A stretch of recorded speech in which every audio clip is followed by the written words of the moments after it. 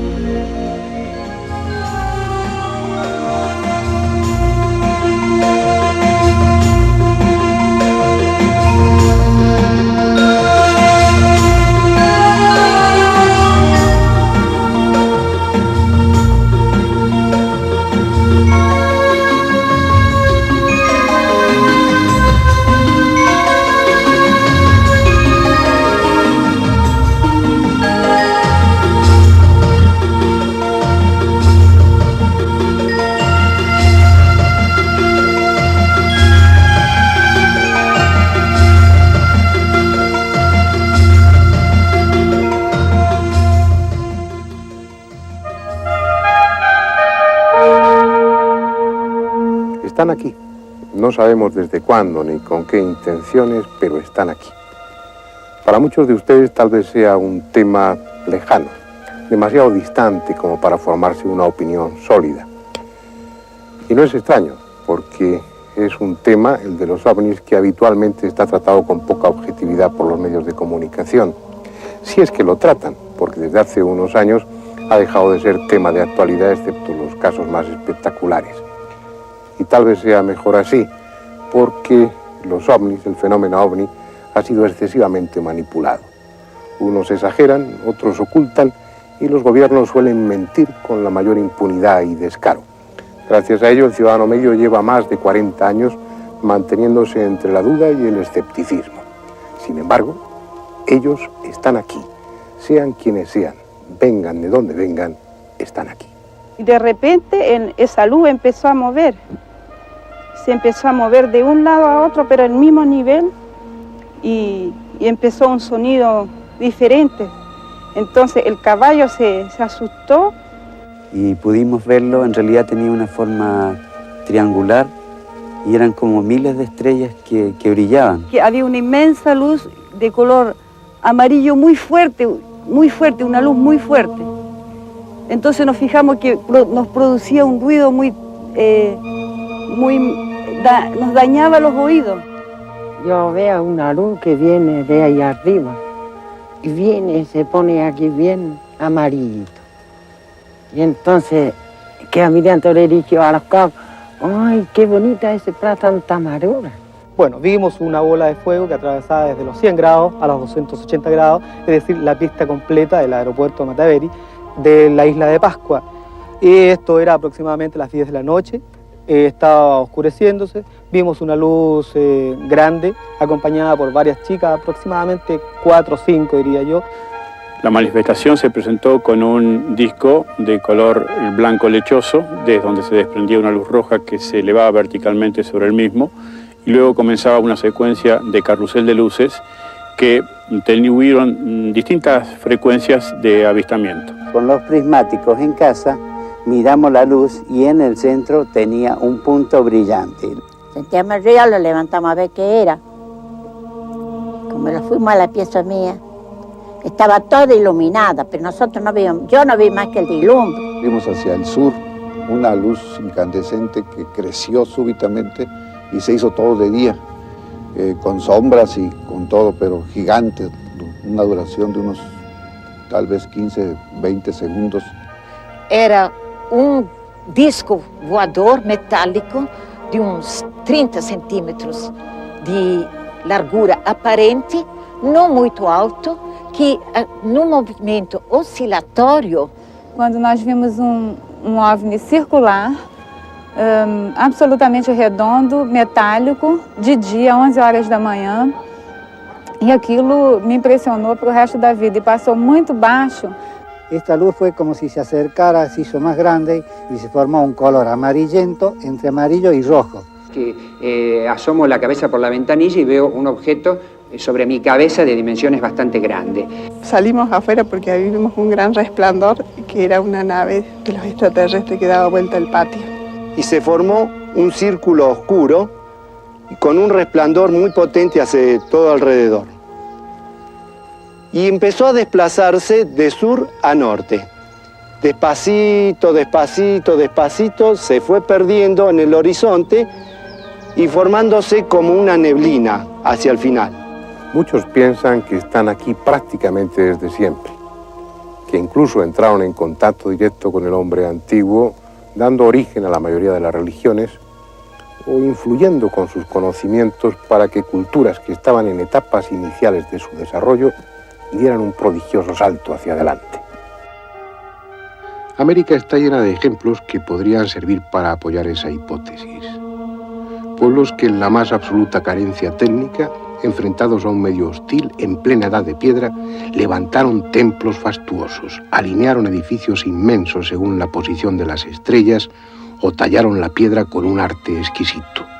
Culturas surgidas bruscamente, que en el espacio de muy pocos siglos alcanzaron grandes conocimientos astronómicos, utilizaron las matemáticas o desarrollaron una escritura compleja, en tanto que el resto de los pueblos de su entorno vivían en la barbarie. Para otros es un fenómeno actual, cuya historia no va más atrás de 40 años, coincidiendo con el despertar de las expectativas espaciales para la humanidad. Eso ha servido para que algunos teóricos especulen con un presunto delirio colectivo o una deformación histérica de fenómenos astronómicos o atmosféricos totalmente naturales. Pero lo cierto es que aunque solo 1 de cada 1000 testigos relate públicamente su experiencia, el número de testimonios es ya abrumador. Y que aunque solo 1 de cada 100.000 tenga en ese momento una cámara fotográfica a mano, la cantidad de fotografías de ovnis es también enorme.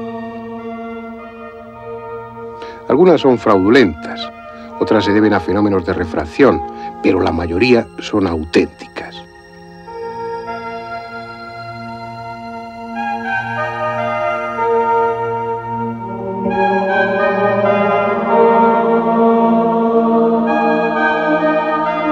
Incluso los ovnis han sido filmados en diferentes ocasiones, como este, obtenido el 29 de mayo de 1986 por una cadena de televisión brasileña que estaba realizando en ese momento un comercial.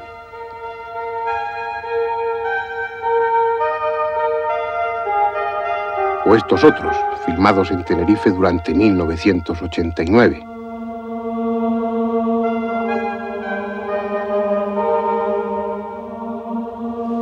A pesar de documentos gráficos como estos y de los millones de testigos, los gobiernos siguen guardando silencio.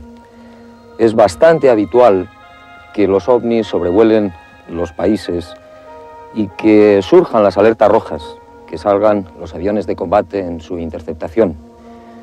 Los estados mayores, especialmente, tienen muy buena información sobre esto.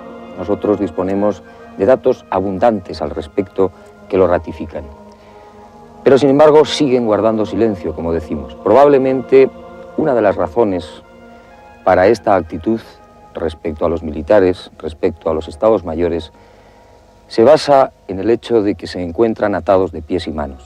La tecnología de estas naves es tan extraordinaria, yo diría que casi tan mágica, que ni siquiera los aviones más modernos, más complejos, pueden hacer absolutamente nada y quedan sencillamente en ridículo, como si se tratara de simples juguetes al lado de ovnis. Pero a pesar de ello, también hay excepciones. De vez en cuando, algunos de los gobiernos, sobre todo los militares, tienen la nobleza de reconocer públicamente que han tenido encuentros con ovnis. Este es el caso, por ejemplo, del histórico 19 de mayo de 1986 en Brasil, donde las Fuerzas Armadas, ante la sorpresa de todo el mundo, se sentaron frente a los periodistas para reconocer la realidad del fenómeno ovni. Durante vários minutos, as aeronaves nossas que decolaram foram acompanhadas por esses objetos. Uma aeronave foi acompanhada por cerca de 7 de um lado e 6 do outro. Agora, qual é a explicação? Não podemos dar ao senhor, porque nós não temos essa explicação. De todas formas, el tema ha alcanzado tal dimensión que preocuparse a estas alturas de lo que puedan es una tontería. Como lo es invertir tiempo y dinero para comprobar si una fotografía es auténtica o está trucada, o confeccionar larguísimas y complejas estadísticas en las que encajar según su nivel de credibilidad al testigo. En este momento el fenómeno ovni es tan evidente que aquel que duda de su existencia es simplemente porque no está suficientemente informado. Lo paradójico es que mientras algunos investigadores invierten sus esfuerzos en convencerse a sí mismos y a los demás de que los ovnis existen, muchas personas, muchas más de las que pueda pensarse, están en contacto con los tripulantes de esos objetos volantes no identificados. Porque paralelamente a esa tecnología asombrosa, ellos parecen no tener dificultad alguna para ponerse en contacto mentalmente con nosotros. Que estava observando desde quando nós começamos a iniciar o contato com o radar, que a mesma coisa estamos observando. Este es el comandante Gerson Maciel de Brito, piloto de líneas aéreas brasileñas. Él tuvo una experiencia en relación con los ovnis. Fue el 8 de febrero de 1982. Un objeto no identificado acompañó a su avión, un Boeing 727 de la línea WASP de Brasil, durante 1 hora y media. Tripulación y pasajeros tuvieron tiempo sobrado para observar detenidamente el objeto luminoso. Pero además, otro avión comercial desde un ángulo distinto también lo tuvo a la vista, y el radar de tierra estuvo determinando su presencia y trayectoria en todo momento. Un caso claro, pero nada excepcional. A no ser por un detalle. El comandante Brito intentó entrar en contacto telepático con los tripulantes del OVNI y obtuvo una respuesta que no deja lugar a dudas. E num determinado momento, após já 1 hora e tanto, eu achei por bem tentar uma mentalização, processo telepático, de já admitindo ser uma nave extraterrena, porque objeto do nosso conhecimento não podia desenvolver aquela performance de deslocamento e mutações de cores, que eu nunca tinha visto isso. Foi então que eu, sem ter tido preparo adequado, eu tentei focalizar o OVNI e emitir mentalmente uma mensagem de que eu já estava entendendo ser engenho fora da nossa tecnologia, do nosso conhecimento. E se porventura estavam tentando contato conosco, que eles pudessem fazer de uma forma como fosse melhor para eles, no caso, né? Que eu os recebia fraternalmente, já entendendo ser uma civilização extraterrena, e gostaria que nos mostrasse como poderia ser esse contato. Foi quando houve a aproximação, a 8 milhas, o radar Sindacta nos informou que estava detectando um ponto à nossa esquerda, a 8 milhas, a posição 9 horas. Foi quando o OVNI aproximou-se, uma luz bem concentrada, azulada, inundou todo o interior do nosso avião, o nosso painel de voo, o nosso para-brisa, e daí então passou a nos acompanhar até o pouso no galeão. Esa comunicación entre ellos y nosotros no solamente es posible, sino que parece muy frecuente. Muchos de los testigos aparentemente fortuitos de la presencia de un ovni acuden a ese lugar y en ese momento llevados por una especie de impulso irresistible. Algo que le sucedió a Olga González y a su marido, que fueron testigos del aterrizaje de un ovni y del descenso de ese aparato de 2 seres de una enorme estatura. Sucedió en abril de 1989 en la Punta del Hidalgo, en Tenerife, en una zona precisamente donde son frecuentes los avistamientos de ovnis. Mira, nosotros porque estuvimos aquí ese día, ¿no?, con un poquito de intuición y nos dieron ganas de venir esta noche aquí a las 10 de la noche. Y a las 10 en punto, cuando llegamos aquí, llegamos a las 10 menos cuarto, una cosa así. Y a las 10 en punto empezó una luz en el centro del mismo Roque Los Hermanos, abajo. En el mismo centro empezó como unas señales, ¿no?, un círculo haciendo señales con una luz roja y amarilla. Entonces yo le dije a mi marido, mira Juan, esto para mí es un contacto, ellos tienen que estar cerca porque siento una sensación como que nos sentimos observados. Entonces de esto pasaron como 10 minutos, una cosa así. Le dio a mi marido por darle vuelta para atrás al coche, o sea, mirar con la cabeza, sacar la cabeza del coche y mirar hacia allá. Entonces por allí, por la misma orillita, por toda la costa así, venía una nave pequeña, con unas luces blancas y azules, dos faros grandes delante, y la luz roja encima.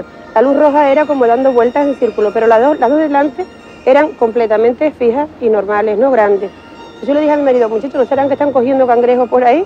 Dice mi marido, contra, qué raro, pero sentíamos como que una vibración extraña, ¿no?, que nuestro cuerpo incluso se ponía un poco nervioso. Entonces vino por ahí para acá, derechito, derechito, y aquí mismo, aquí delante mismo, ahí mismo, bajaron los 2 hermanos, ¿no?, porque primero se abrió como si fuera una puerta, no se vio la puerta abrir, sino salir un foco cuadrado, como si se hubiese abierto una puerta y dentro hay un poco de luz. Entonces esa luz sale, y por esa misma luz salieron los 2 hermanos. Venían caminando por sobre las aguas, entonces yo dije, Dios mío, yo me recordó algo que hubiese leído anterior, no quiero porque, digo, Dios mío, si ellos caminan sobre el agua, ¿quién puede ser? No puede ser de extraterrestres, ni puede, como decían, que si eran de otra galaxia o tal. Digo, no, son muy grandes y luego tienen la cara, intentaba de verle y era completamente, la cara era luz. Tenían con su traje de buzo blanco total, sus manos eran normales, lo que pasa que la mano era muy grande, los brazos eran muy grandes allá abajo, y los pies se oía el chapotear de las aguas, cuando ya venían derecho aquí, se oía el chapotear del agua. Y yo dije a mi marido, pero bueno, ¿cómo va a ser 2 personas si 2 personas no pueden caminar sobre las aguas? Entonces llegaron aquí, hasta incluso ahí mismo nada más, se quedaron mirando para nosotros y yo les dije, pero mira, si es que vienen a dar con nosotros. Entonces miraron así, con el foco que tenían en la cara, tenían un foco de luz maravilloso, miraron los 2 hacia el coche así y el coche se quedó todo iluminado por dentro, ¿no? El coche se quedó precioso. Entonces mi marido cogió miedo en ese momento y dijo, ¡ay!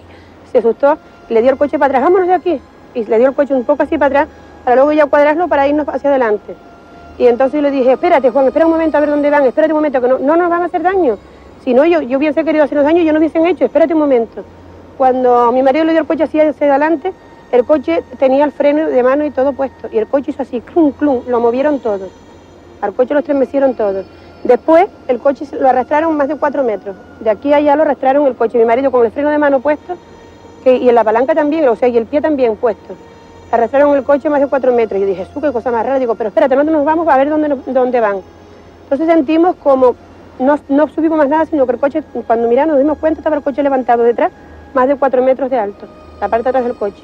Incluso yo me asusté y miré para atrás, digo, ostras, me asusté, ¿no? Una cosa normal, porque para mí este mundo es nuevo y yo, la verdad que es algo desconocido que aún no tenía.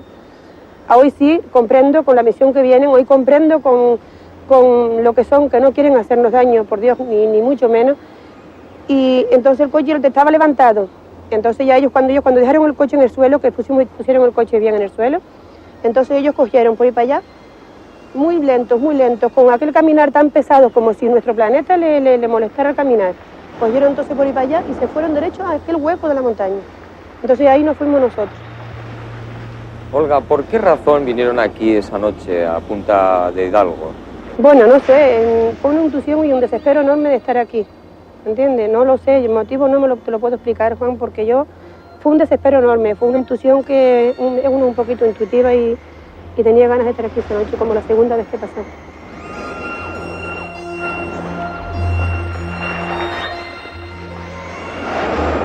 El caso de Olga no es excepcional.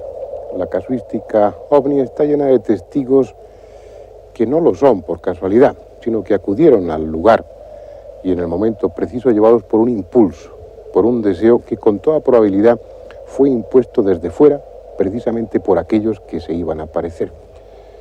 Pero en ocasiones no se trata de un impulso, sino que lo que lleva al testigo al lugar del encuentro es una necesidad imperiosa, casi incontrolable.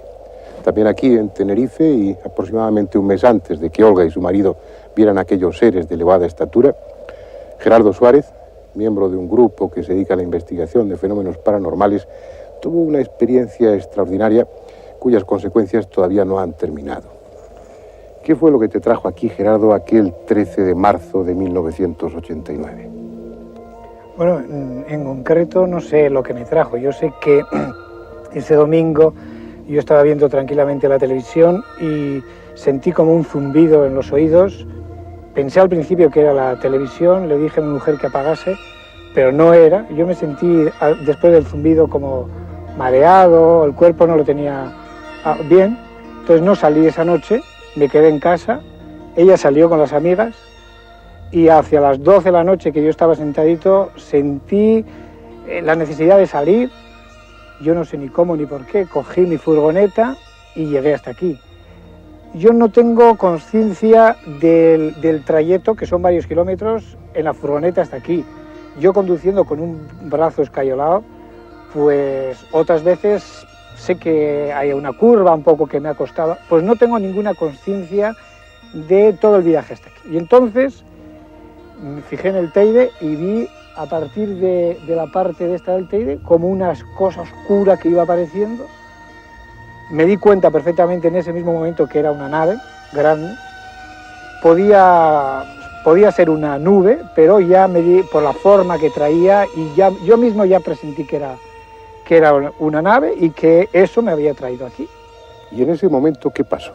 Se acercó la nave por el aire hacia mí, se puso justo a mi altura, muy alta, pero a la distancia donde yo estaba, justo encima mío, y en ese momento se iluminó todo con una luz blanca azulada, y todas las retamas, las cosas que, bueno, podían ser más o menos orgánicas, eran como de cristal, se convirtieron como transparentes.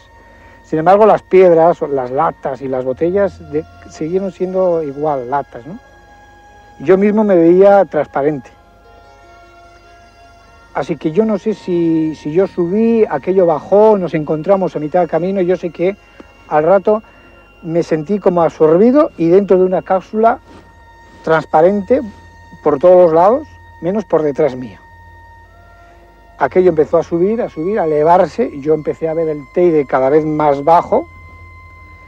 La nave subió muy alto, yo vi las islas, todas las islas, vi hasta lo que podía ser el continente africano allí a lo lejos, y entonces ya me di cuenta que la nave giraba, cogía esta postura así, giraba así, y se dirigía hacia la isla de La Palma, y entre la isla de La Palma, la isla de Tenerife y La Gomera, se estacionó y empezó a bajar. En ese momento aparecieron como otras dos naves más pequeñas, todo esto ella sin luces, yo sí tenía luz dentro del habitáculo donde estaba, y esto empezó a bajar, hasta que vi el mar, vi las dos naves, las dos bolas esas, meterse dentro del agua.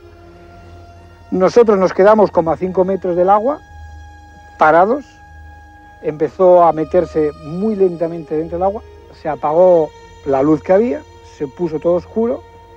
Yo sentí que nos estábamos metiendo dentro del mar, lo sentía porque notaba que el agua rozaba el aparato y todo era muy lento. Y yo pensé, esto parece que les cuesta, que es peligroso, que estamos metiendo en el mar, pero que la maniobra es peligrosa. Y entonces oí una voz dentro que me decía, sí, la maniobra es peligrosa, pero además debemos evitar no menear demasiado el agua. Al tiempo oí como dos clac, clac. Yo noté que sentí que se había acoplado la nave en algo y se hizo la luz otra vez. En ese momento yo miré hacia atrás, la parte que estaba unida a otra cosa, miré hacia atrás y aquello estaba abierto, había un pasillo alargado con una mesa y 4 individuos, un matrimonio mayor y un matrimonio más joven. Todos tan asombrados como yo, no asustados, pero sí asombrados. Entonces casi nos presentamos, coño, ¿qué haces aquí? ¿Cómo estás aquí? Pues nada, yo estaba en la playa de Arafo y de repente me sentí aquí, ellos dos. Y el otro, la pareja más joven, no, pues yo estaba en las Cañadas y de repente pues me sentí aquí, ¿no? Entonces nos dimos cuenta que éramos individuos que estábamos allí. Yo no sé si lo habíamos buscado o no, pero bueno, estábamos de alguna manera sin esperarlo allí dentro. Estuvimos hablando un largo rato hasta que apareció un individuo que yo había visto anteriormente como en sueños, que yo le llamaba el hombre de la boina roja. Entonces yo a este individuo que lo veía en sueños, mi mayor sorpresa fue un día cuando lo vi en persona paseando por el Puerto de la Cruz, debajo de mi balcón, mirando a mi balcón. Entonces es cuando yo comprendí que aquel personaje, más de aparecerme en sueños, aparecía de una manera que yo no sé explicar, pero que además era real, de carne y hueso. Lo que no tengo claro es cómo volví al lugar, o sea, volví al lugar en una de esas naves pequeñas, acompañado de 3 individuos que no eran terrestres, que eran extraterrestres. Ellos controlaban la nave aquella. Uno de ellos se giró hacia mí, me miró, pude ver su cara. Entonces es cuando comprendí que eran seres distintos, que procedían de otro planeta, porque la cara era una cara pálida, unos ojos arrasgados, muy claros, casi amarillos, con el iris así como los gatos. No tenían expresión, me miró, ni me habló, ni sonrió, no dijo absolutamente nada. Llegamos al lugar en concreto, el aparato se posó en el sitio donde yo había estado y de repente me vi sentado en el sitio donde yo había estado en el primer momento. Cuando apareció la nave me di perfectamente cuenta que era a raíz de la... Gerardo ha pasado a engrosar las filas de los contactados. Son ya muchos y su número va en aumento. Otros están a punto de serlo, ya han tenido un encuentro, ya los han visto. Eran grises, cara alargada, ojos así medio abultados, almendrados, no tenían oídos, la boca era nada más una línea delgada, la nariz probablemente eran como 2 agujeritos. Con ese impermeable amarillo, como si fuese una sotana, cubiertos de la cabeza hasta los tobillos, y con ese triángulo con un círculo en medio. Son altos, de 2 metros de altura, rubios, cabellos largos, buenos mozos, ojos celestes. De cabello muy blanco, peinado hacia atrás, lacio, ojos como achinados, pero no chiquitos, sino grandes, ovalados, muy verdes, con una pupila como si fuera vertical, alargada, una piel no verduzca, no verde, sino verduzca, como un tono aceituna clarito, muy clarito, y que la piel tenía como, no es como la nuestra, sino como más grande las marcas de la piel, ¿no es cierto? Eso era lo que yo siempre veía, sumamente hermosos, y hablando en segunda persona del plural y muy altos, yo calculo alrededor de 2 metros o un poco más. Cualquiera de nosotros, en cualquier momento, puede ser protagonista de una historia similar. Sentir ese impulso que ellos han sentido, esa orden dirigida a nuestro subconsciente que nos pondrá en marcha hacia un lugar donde sucederá cualquier cosa. No será preciso ir muy lejos, porque ellos están aquí.